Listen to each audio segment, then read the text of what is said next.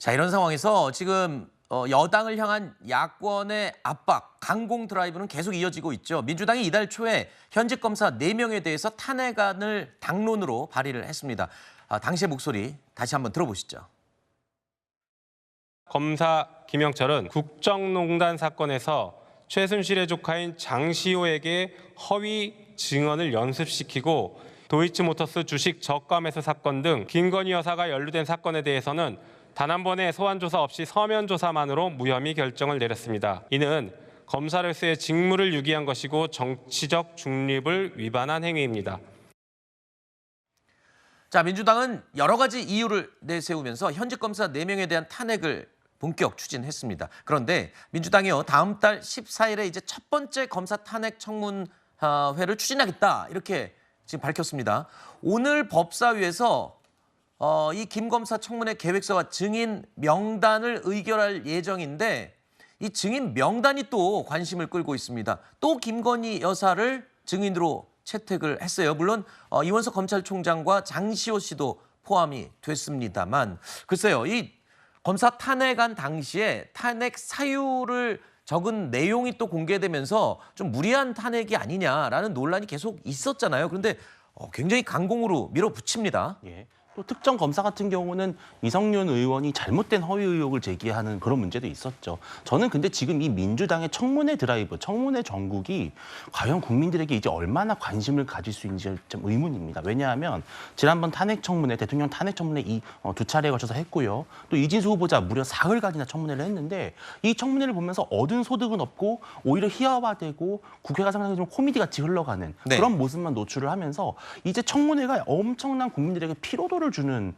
이슈가 됐어요. 저는 다음에 열릴 이 검사청문회도 결국은 국민들의 관심을 별로 받지 못하고 또 야당의 억지스러운 공세만 계속 드러내는 그런 좀 잘못된 정치의 장이 되지 않을까 생각을 합니다. 네, 민주당은 일단 김건희 여사, 이원석 검찰총장, 장시호 씨 등 이 증인으로 부르겠다고 했습니다. 네. 근데 지난번에도 증인으로 채택했지만 출석은 하지 않았어요. 이번에도 출석을 염두하고 지금 부르는 건 아닌 것 같은데. 아니, 절차에 따라서 부르는 거죠. 그래요? 뭐 안 나올 거라고 무조건 안 부릅니까? 네. 그렇잖아요. 법이라는 게 법의 절차에 따른 것이고 저희 민주당이 마음대로 하는 게 아니라 국회법과 국회증언감정법에 따라서 이 청문회에 따라서 청문회법에 따라서 증인들을 부르는 건데 이분들은 안 나오면 여기에 대한 응당한 법적 조치를 하면 되는 것입니다. 네. 거기에 부담이 되면 나오는 것인데요.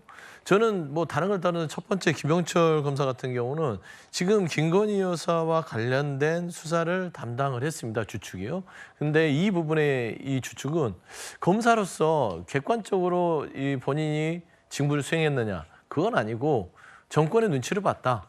결국에는 법 앞에 만인은 평등하지 않았고 결국에는 예외와 성역과 어떤 그런 특혜가 될 수 있는 부분들의 수사가 이루어졌다는 부분에서 이거는 청문회를 통해서 사실관계를 확인하겠다는 겁니다. 네. 탄핵하겠다는 게 아니라 탄핵 전 단계에서 사실을 확인하는 거기 때문에 증인들이 나와서 뭐 좀 출석을 한 상태에서 이 사건에 대해서 진위를 가리는 게 좋을 것인데 안 나온다는 부분들은 뭔가 떳떳하지 못한 것이고요.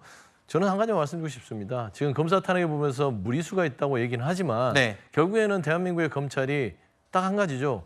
대통령 배우자는 수사를 일반인과 다르게 하고 있다. 하지만 대통령 후보였던 야당 대표의 배우자에 대해서는 포토라인에 세우고 가혹하게 하고 있다. 하는 측면에서는 뭐 청문회의 대상이 된 건 마땅하지 않냐 그렇게 보입니다. 저는 이거 민주당에서 탄핵안 발의 결국 못할 거라고 생각합니다. 나왔었던 의혹 자체도 굉장히 말도 안 되는 내용이고 또 한 검사 같은 경우에는 본인의 어떤 대변 의혹 여기에 대해서 이성윤 의원은 5억 원의 손해배상 청구를 지금 하기도 했죠. 이게 민사사건화도 되었는데요. 여기에 대해서 만약에 탄핵안을 발의를 했을 때 우리가 지난번 이상민 행안부 장관의 예를 보면은 헌법재판소에서 결정이 나올 때까지 한 반년 정도가 소요가 됩니다. 반년 뒤에 글쎄요. 저는 여기에 대해서 탄핵될 거라고 생각하지 않는데 그때 후폭풍에 대해서는 민주당이 누구보다도 잘 알 것입니다. 지금 법사위에 들어가 있는 뭐 박균택 의원이라든지 여러분들께서 검사장 출신이고 법조인 출신 많지 않습니까? 이재명 대표도 마찬가지고요. 그런데 이거를 발의하기 전 단계에 있어서 어떤 프레임화시키고 그리고 여론을 형성하기 위해서 저는 이러한 청문회를 지금 개최를 하겠다고 그리고 증인들을 부르겠다고 하는데요. 지금 증인 소환 목록에 있는 장시호 씨 같은 경우에는 의혹에 대해서 대해서 본인 스스로가 사실이 아니다라고 이미 밝힌 바가 있습니다. 그런데 증인으로 왜 부르는지 모르겠어요. 지금 국민들께서 보고 계십니다. 지금 굉장히 민생도 어렵고 그런데 민주당의 이런 폭주 국민들께서 저는 심판하시리라 생각합니다. 알겠습니다.